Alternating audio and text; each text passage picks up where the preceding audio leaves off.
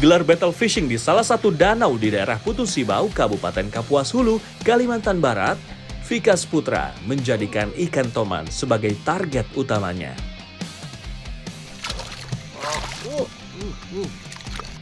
Persaingan cukup ketat karena saling susul skor pun terjadi di arena battle kali ini.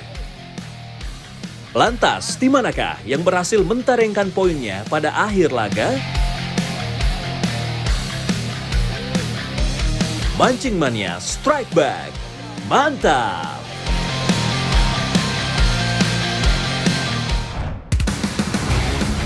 Selain harus rajin melempar umpan, dalam teknik casting, perpindahan antar spot juga memegang kunci untuk mendapat sambaran ikan. Kali ini umpan krislah yang dihajar oleh ikan. Fish on!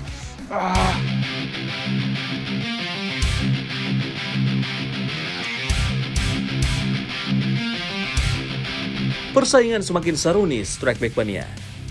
Tim nelayan ternyata tidak mau menyerah begitu saja.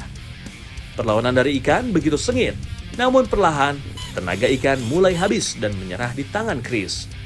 Saking rakus dan agresifnya, ikan toman juga merupakan jenis kanibal. Ia dapat memangsa jenisnya sendiri yang berukuran lebih kecil atau yang lebih lemah. Sifat predatornya ini untuk kebutuhan mereka memenuhi hasrat makannya. Mancing Mania Strike Back, mantap!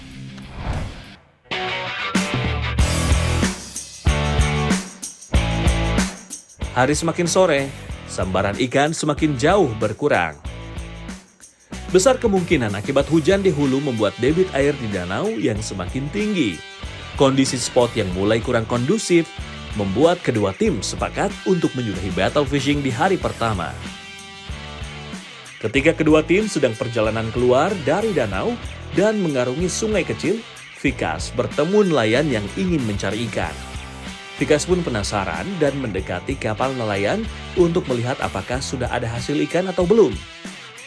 Pak, jaring Pak, Jaring Pak. jaring. Dapat ikan Pak? Udah dapat ikan? Belum. Masih mau jaring tadi, mau pasang. Jaring kemana Pak biasanya? Jaring kerak. Kabel apa itu Pak? Di tengah obrolan, Wisnu tiba-tiba melihat ada sesuatu yang mencurigakan dan langsung merapatkan perahu. Tuh, Waduh, ini apa ini Pak? Ini apa Pak? Dalam ini Pak? hancur. Waduh, ini bawa Teruman. kruki Bang, untuk setrum Bang.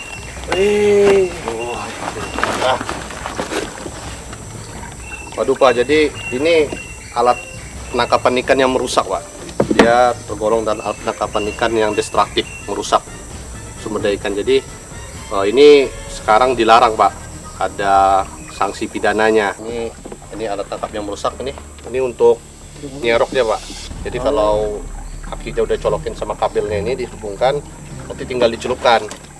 Di ikannya timbul. Ya Pak ya? Tanpa banyak diskusi lagi, kami langsung bawa peralatannya ke kepala desa yang nantinya akan diberikan penyuluhan dan tindakan lebih lanjut lagi. Strike Back Mania sudah menjadi kewajiban kita semua untuk terus menjaga alam ini. Tindakan-tindakan pencarian ikan secara ilegal dan tak ramah lingkungan sudah pasti menjadi musuh kita bersama. Mancing Mania Strike Back, mantap!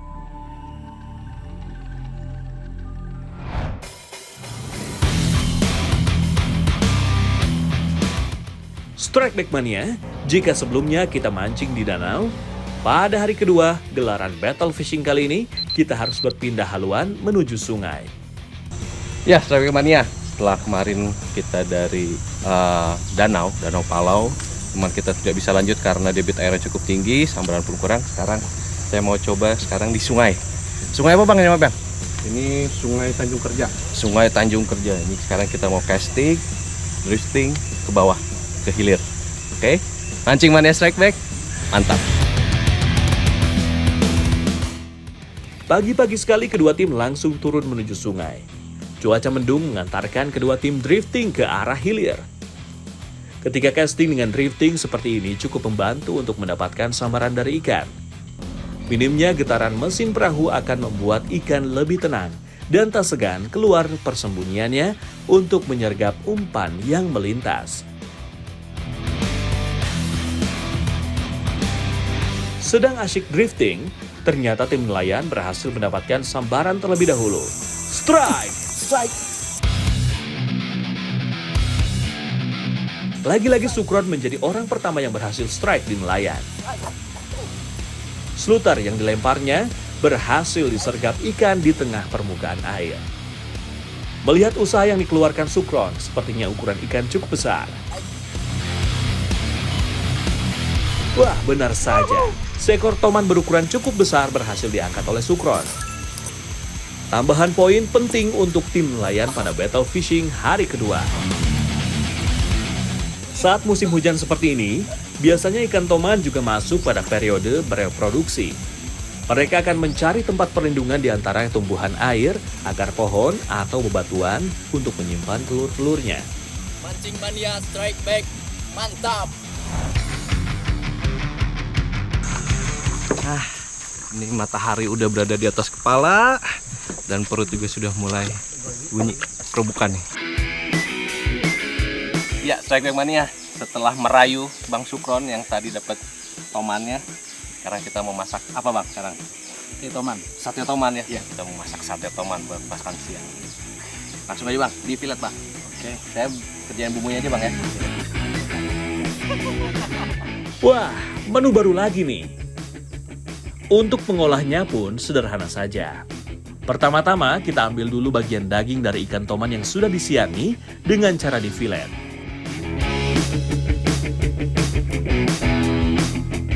Sembari Sukron memfilet ikannya, Vikas menyiapkan bumbu kacang yang sudah disiapkan sebagai perbekalan bumbu. Tambah air dan perasan air jeruk songkit secukupnya ke bumbu kacangnya. Bumbu kacang pun siap untuk jadi cocolan sate ikan tomannya.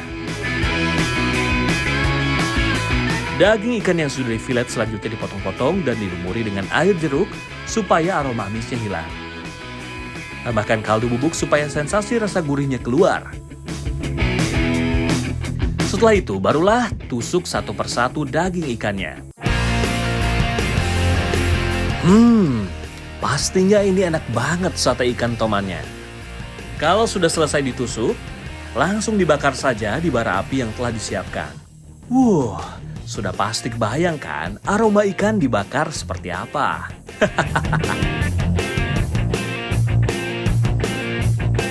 Kalau sudah mulai setengah matang, olesi dengan minyak supaya makin gurih. Akhirnya, sate ikan tomannya pun sudah matang dan siap untuk disantap. Yang namanya usaha memang tidak mengkhianati hasil. Ini beneran enaknya nih. Saya ada 2 tusuk Bang. Tuh, Bang Wisnu aja udah 2 tusuk nih. Udah lah, bagi-bagilah kasihan. Jadi teksturnya itu memang kalau toman itu halus banget ya. Dagingnya tuh lembut, nggak terlalu dekat sama apinya, jadi nggak terlalu gosong ya. Dan ada asap, wangi-wangi asapnya itu yang bikin. Kata orang ini matang di dalam Bang. Matang dalam ya. Matang dalam. Kandungan asam lemak omega 3-nya baik untuk menjaga kesehatan jantung dan otak. Mantap banget kan kandungan gizi ikan predator yang satu ini. Tenaga sudah pulih dan otot-otot pun sudah rileks kembali. Saatnya melanjutkan lempar-lempar lur lagi Strike Back Mania. Menggunakan umpan minnow, kali ini Vikas berhasil mengganggu ketenangan predator di sungai ini. Strike! Bang, strike Bang!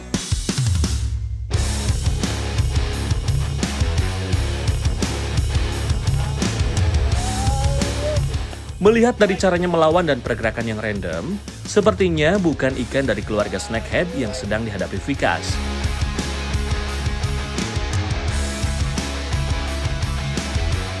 Benar saja, ternyata seekor hampala berukuran cukup besarlah yang berhasil diatasi perlawanannya oleh Vikas.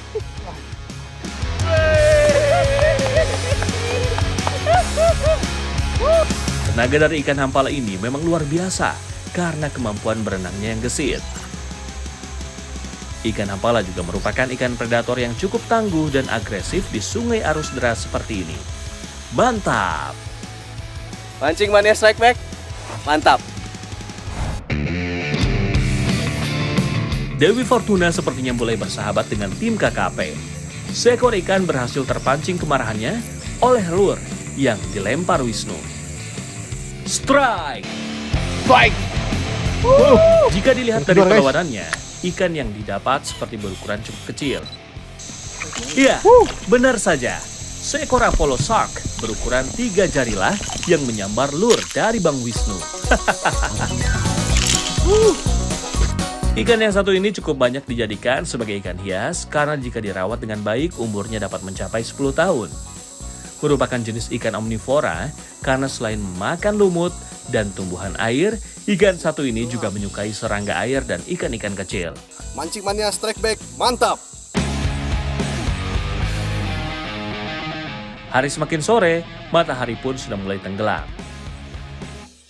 Apollo Shark, hasil perolehan Wisnu, sepertinya menjadi penutup dari 2 hari gelaran battle fishing di Putus Sibau kali ini.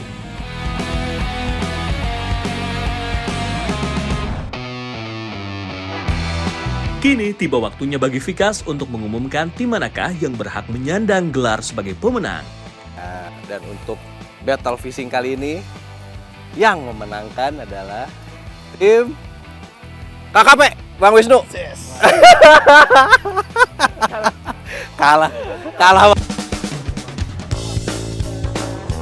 Selamat untuk tim KKP yang juga merupakan tim dari Vikas. Untuk tim nelayan, mungkin bisa diagendakan buat battle ulang ya. Pastinya di setiap episode Mancing Mania Strike Back, tim yang kalah harus dihukum dong. Untuk tim nelayan, setelah panas-panasan supaya lebih segar, nyubur dulu ke danau ya, biar lebih fresh gitu.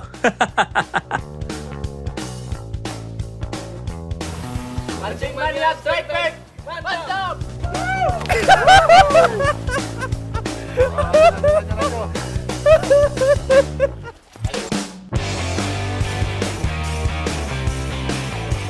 Strike Back Mania, ada satu camilan yang cukup terkenal dari Putus Sibau yang bahan bakunya berasal dari ikan. Penasaran kan? Yuk kita lihat saja seperti apa proses pembuatannya. Ya, Strike Back Mania. Kalau di Palembang ada pempek. Nah, kalau di Putus Sibau ini ada yang mirip-mirip menyerupai, namanya kerupuk basah. Nah, tapi bahan dasarnya itu pakai ikan toman. Ya, pasti penasaran kan? Kayak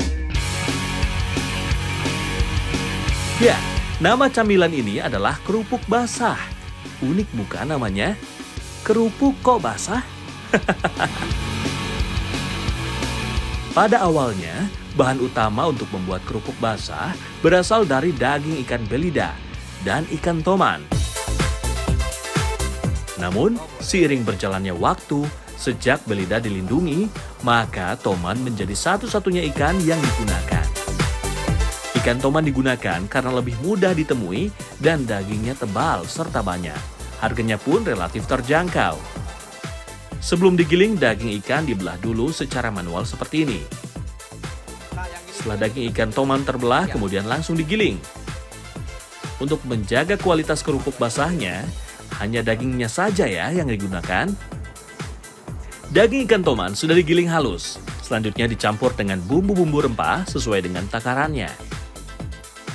Mengadon kerupuk basah di sini sudah menggunakan mesin ya. Selain bumbu rempah, tambahkan juga tepung tapioka sebagai bahan campurannya. Proses pengadonan ini juga menggunakan es batu sebagai pendingin.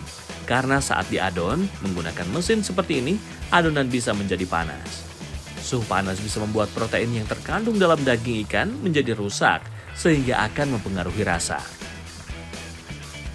Proses pengadonan ini tidak bisa dikerjakan oleh sembarang orang, karena harus mengetahui seberapa encer atau kalis adonan yang digunakan.